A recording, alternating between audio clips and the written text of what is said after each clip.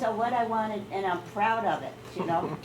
So what I wanted to ask was your feelings about how the public felt. I mean, did you think about that? Did you know about that? You know, what was the perspective that you had about what was happening on the home front? It's what's in your heart. You know you're a soldier, you know you're, I mean, I was 20 years old, and I felt I was a badass dude. I really did. I didn't care what people thought of me. And I still don't. I mean,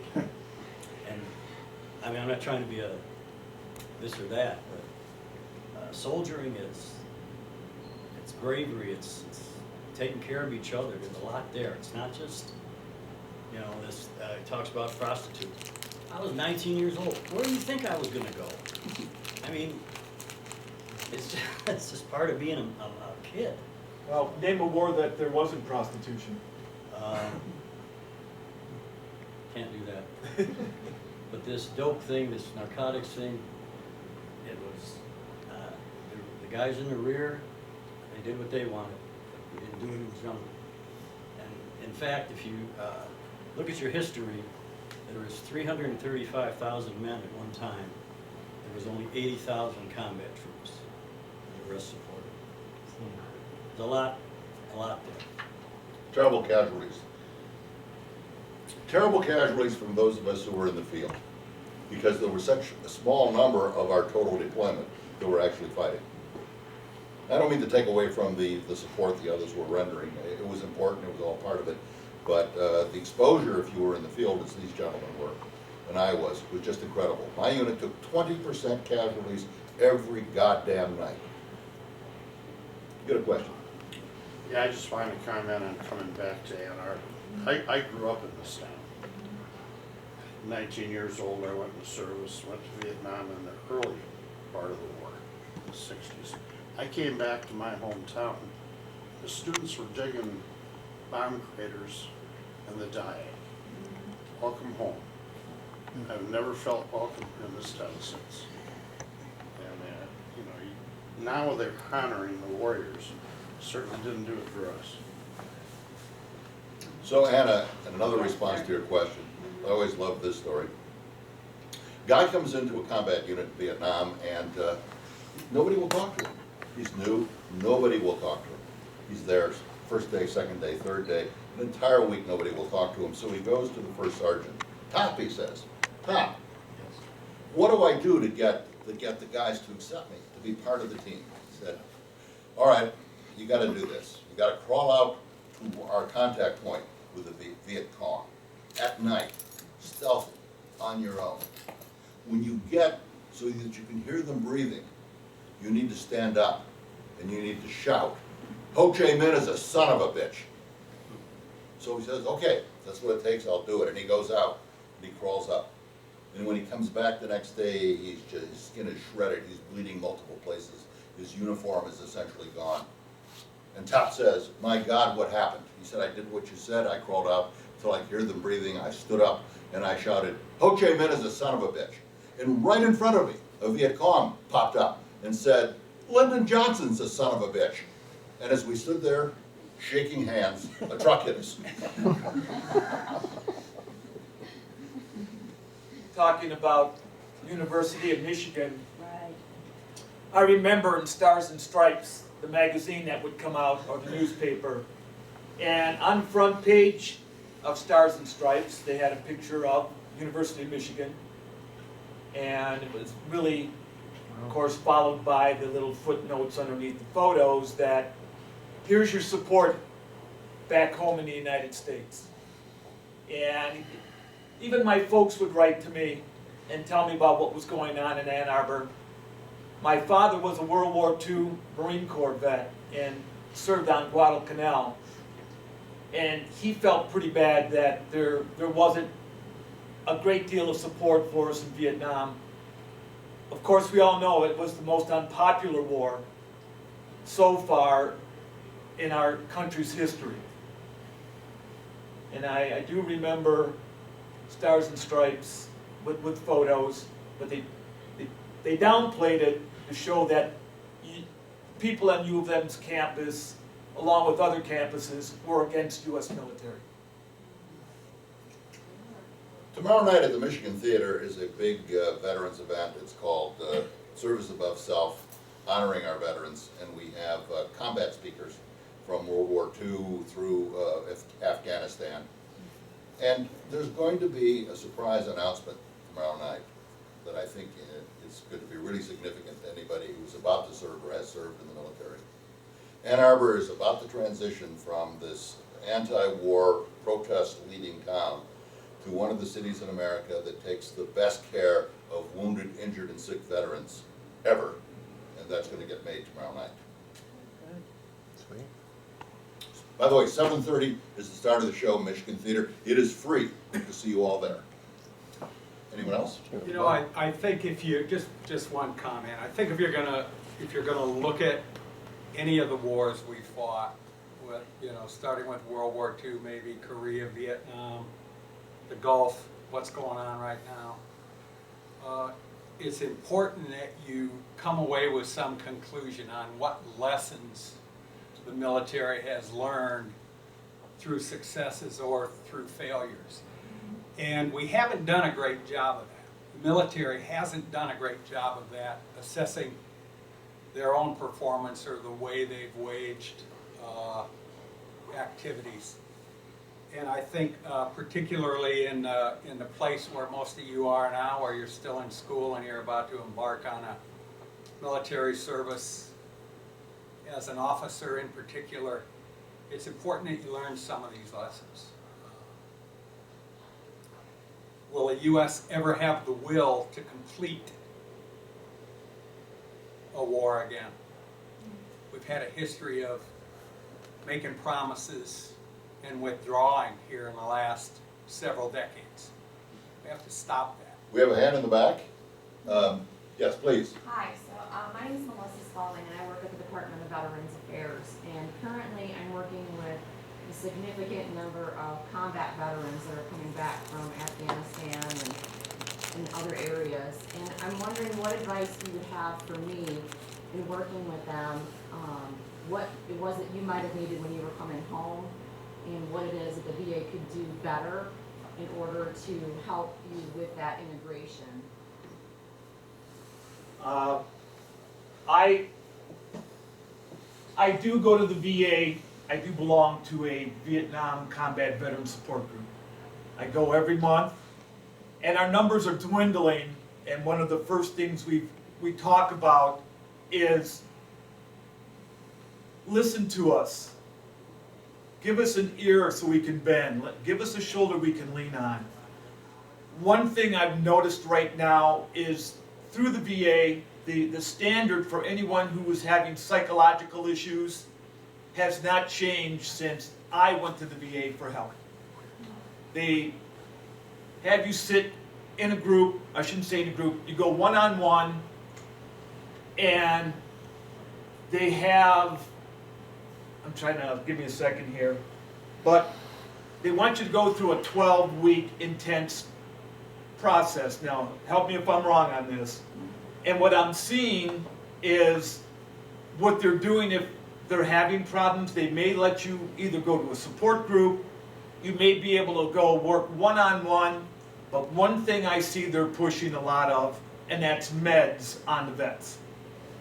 And that, for me, when I went and spoke to them about a service dog, yeah, I would qualify for one, but right now, the easiest, least expensive way to cope with our veterans coming home with psychological issues as well as medical issues is medication.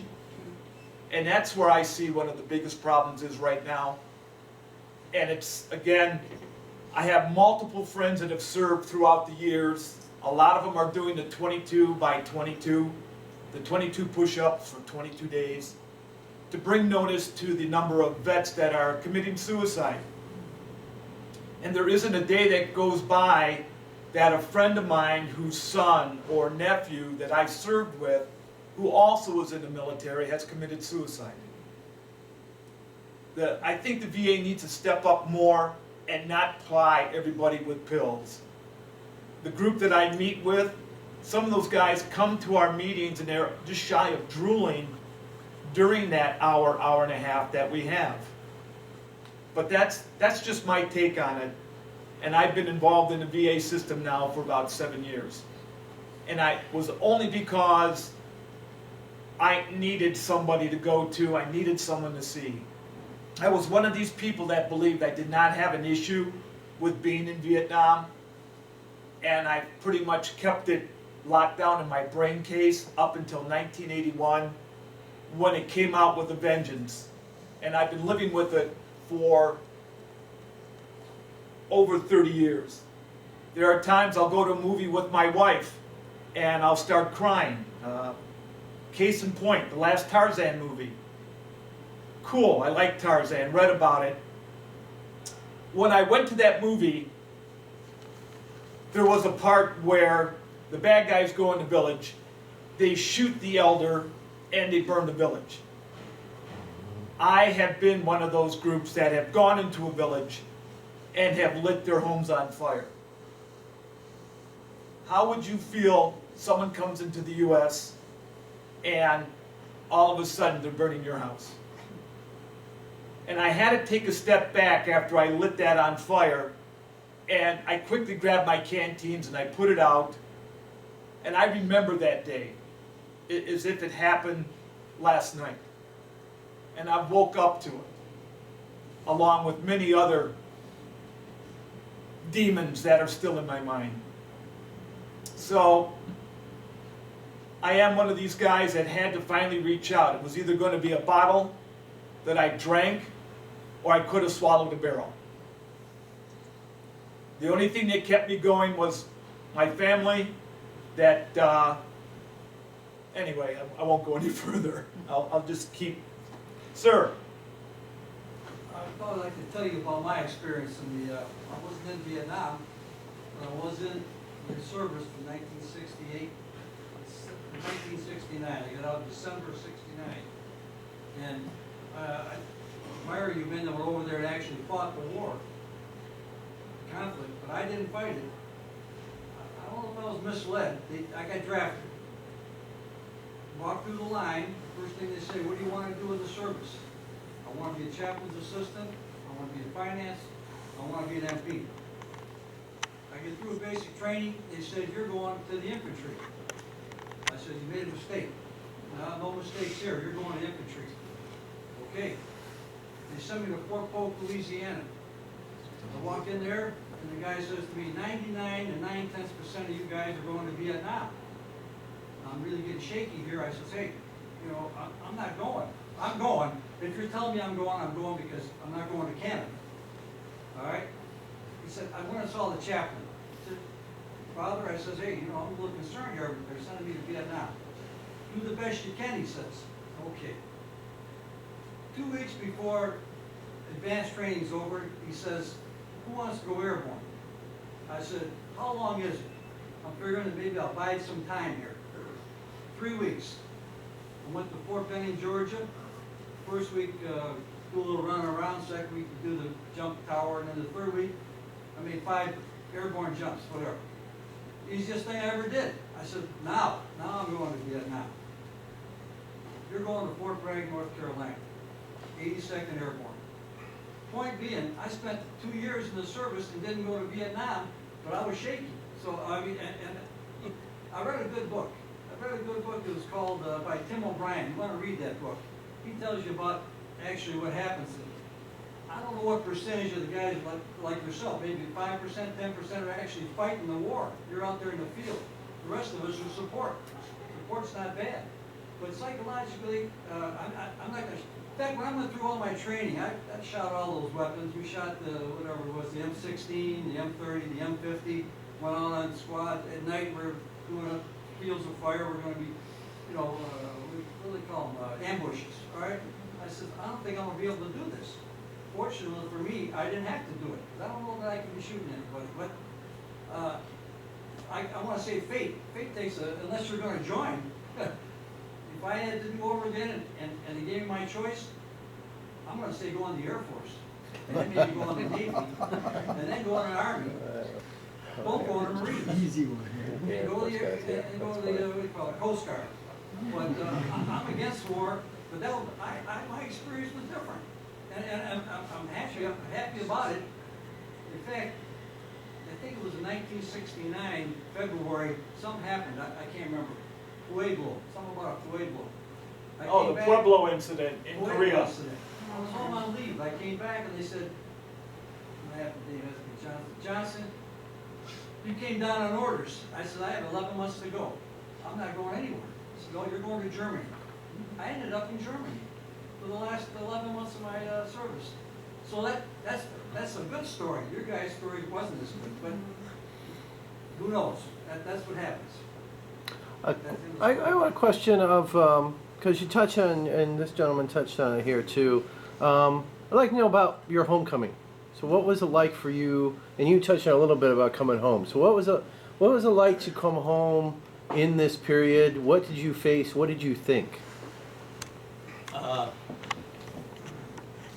came home in December, the first time, December of '69. My father bought me a brand new Mustang. Oh, that's nice. And that, I didn't see it coming, but I came from a family, my father was a pilot in the Second World War, and I came from, I won't say a bad part of Detroit, but maybe a tough part, and everybody, I got patted on the back, and shook hands, let me see your uniform. That's just the way the neighborhood was, my aunts and uncles, Normandy guys, so it's kind of it was a good thing. You got a World War II welcome. Yeah, yeah, and a new Mustang. And a new Mustang. Melissa, that's the key. New Mustangs for everyone. I'm making the call.